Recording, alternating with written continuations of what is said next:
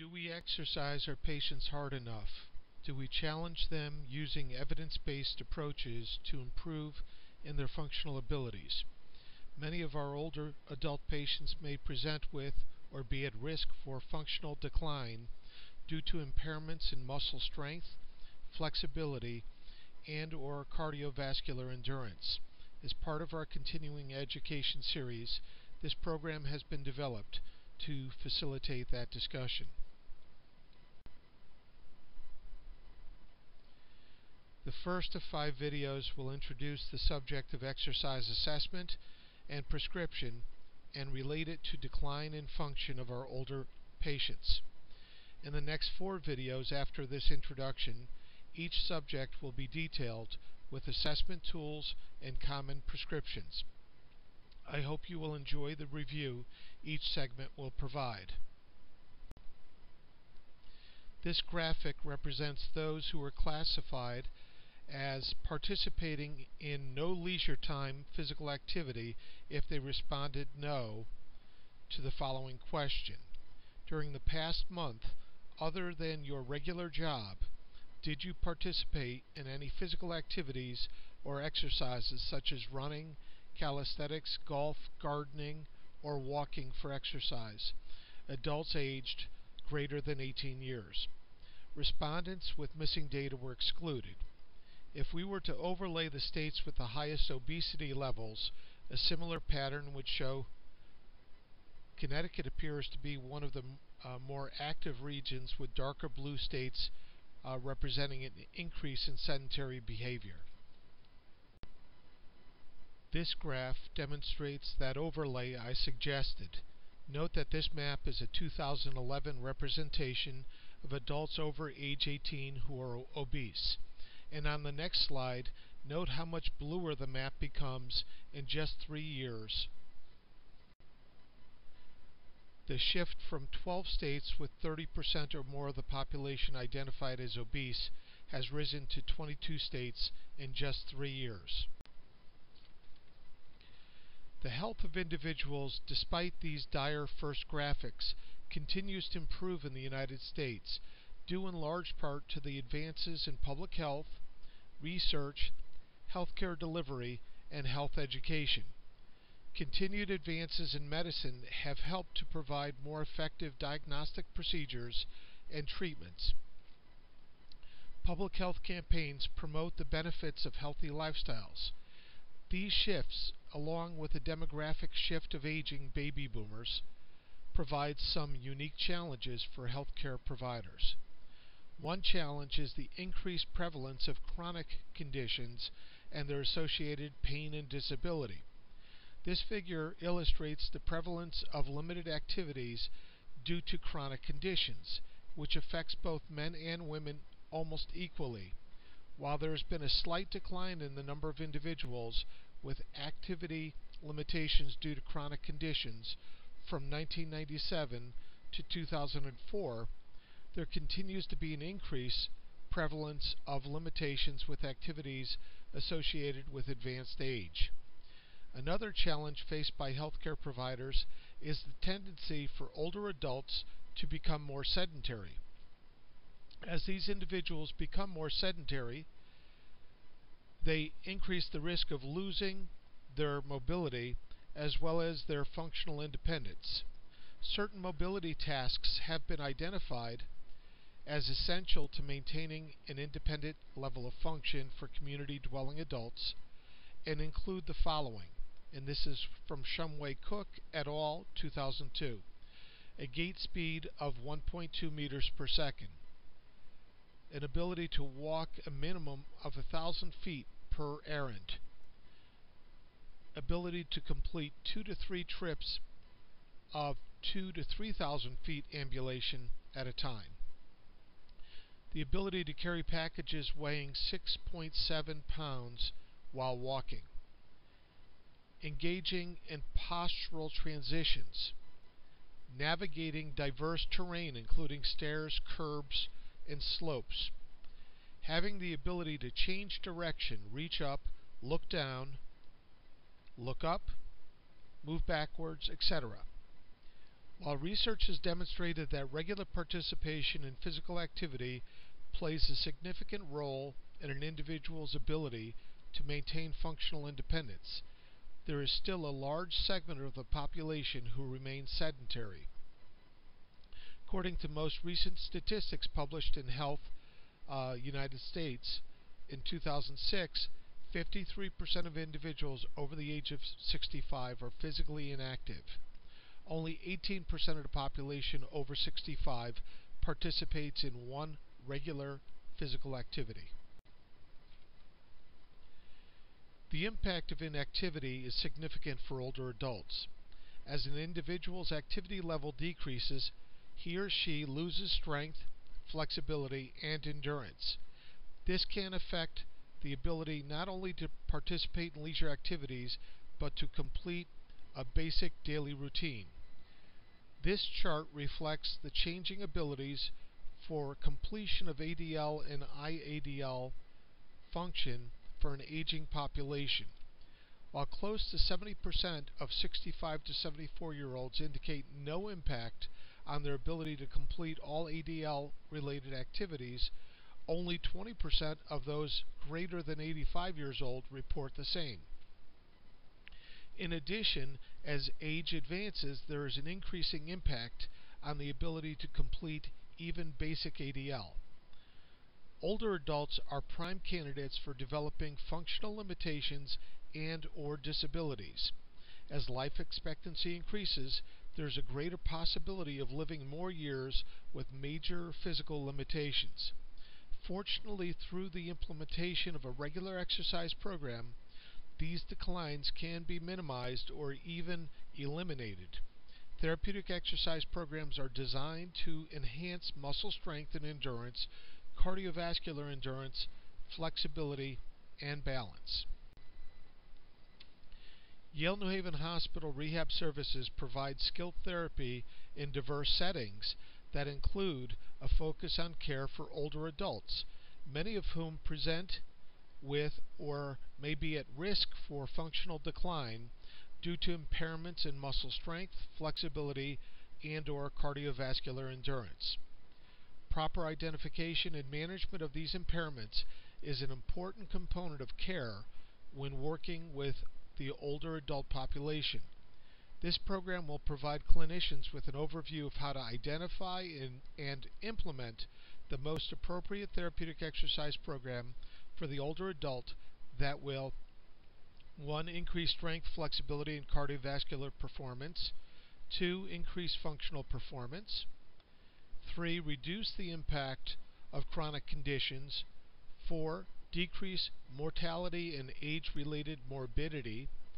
5. Improve blood pressure, diabetes, lipid profile, osteoarthritis, osteoporosis, and neurocognitive function. Reduce the risk of falls, reduce the risk of functional decline, and last, promote a healthy lifestyle. Research continues to support the philosophy that exercise is essential to overall health and well-being, as well as to maintain functional independence. This is particularly true for those individuals over the age of 65. Low resistance exercise, however, has not been proven to provide functional gains. Instead, high intensity resistance exercise specific to the task or dose specific exercise should be used. In the past several years, exercise research has focused on the need of the older adult as well as the needs of adults 50 to 64 with chronic medical conditions.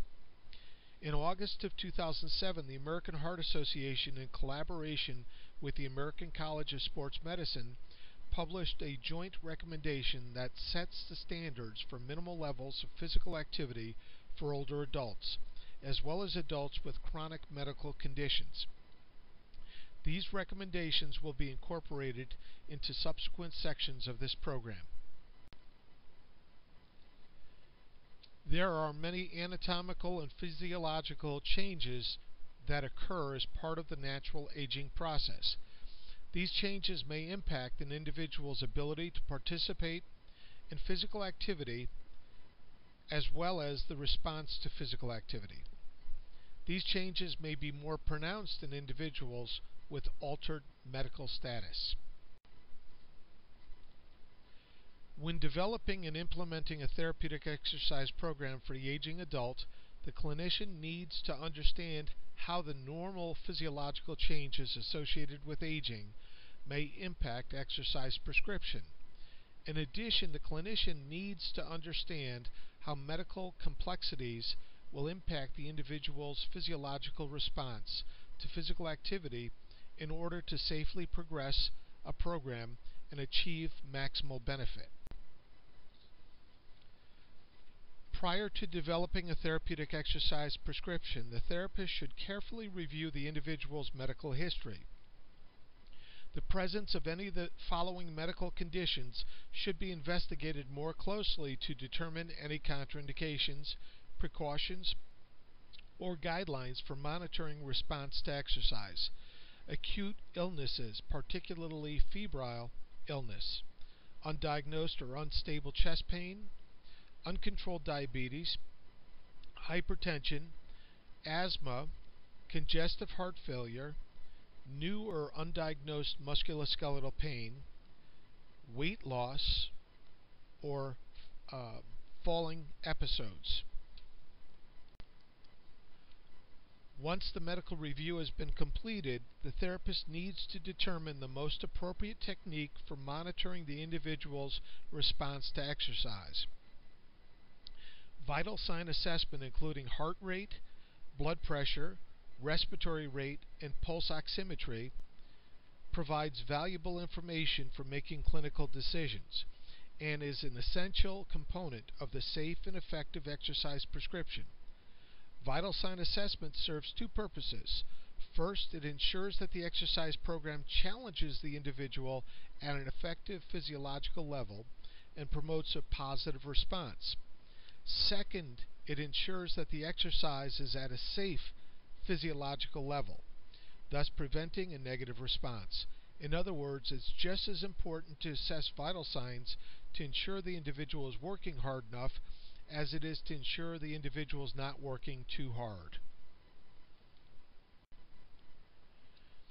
Two additional methods for assessing physiological response to activity include the Borg Rating of Perceived Exertion, RPE, and the talk test. The Borg Scale was originally developed as a 6 to 20 point scale, with each point on a scale correlating to heart rate level. Multiply the reading by 10 to achieve the corresponding heart rate. For example, a score of 8 on the Borg Scale would correlate to a heart rate of 80.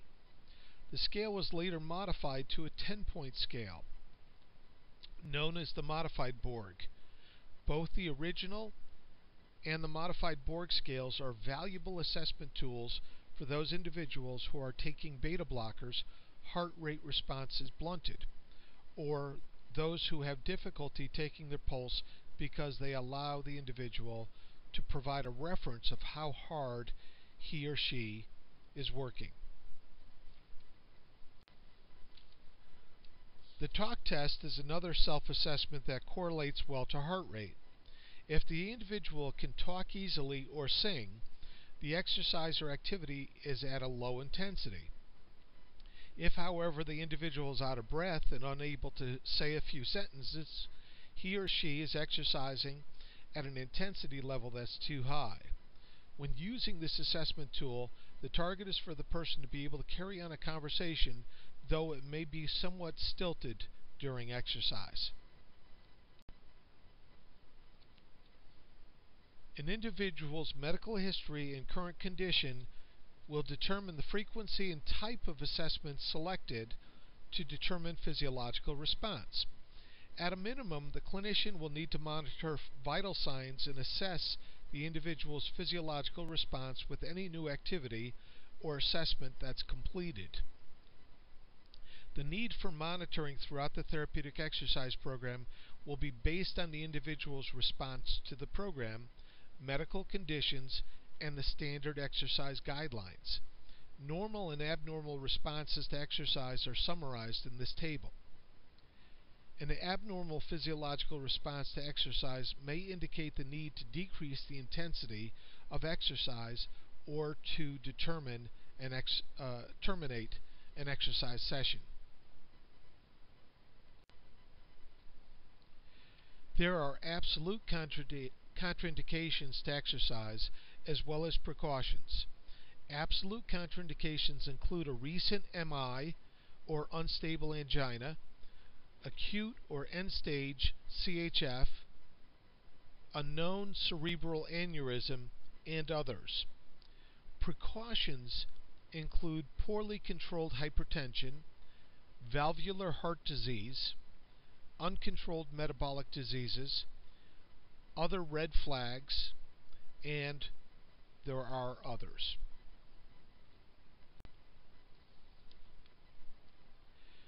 The goal when prescribing a therapeutic exercise program for an older adult is to not only develop a program that will meet the current needs, but to develop a program that promotes the highest degree of fitness possible. This slide demonstrates what we call the slippery slope of aging. Younger adults have the vigor, power, and reserve capacity to not only complete their daily routines, function, but also to participate in fun activities, social events, etc. Older adults, however, can very quickly lose that vigor. For those individuals, the first stop down the slippery slope is only being able to complete routine functional tasks. Next, they may even lose that ability and move into the frailty stage. Finally, without any intervention at all, they may move into the failure stage. The previous slide with the contraindications and precautions provides a clinical framework for identifying the level at which an individual is functioning with respect to the slippery slope. Therapeutic exercise is a critical component of any therapy plan of care, and everyone can benefit from participating in a regular exercise program. The focus of developing an exercise prescription is to restore an individual to the highest level of ability and provide resources to maintain that level for as long as possible. Ideally, individuals will attain the level of function or fun and maintain that level for a prolonged period of time, thus slowing the decline towards frailty or failure.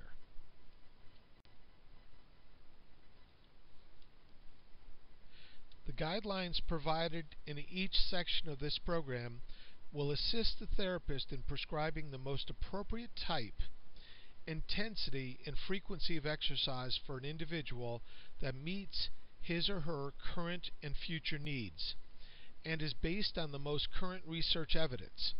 These guidelines are appropriate for all older adults, even those with multiple comorbidities or considered to be frail. As with any therapeutic intervention, proper assessment is required to determine the baseline levels of abilities and develop the optimal exercise prescription.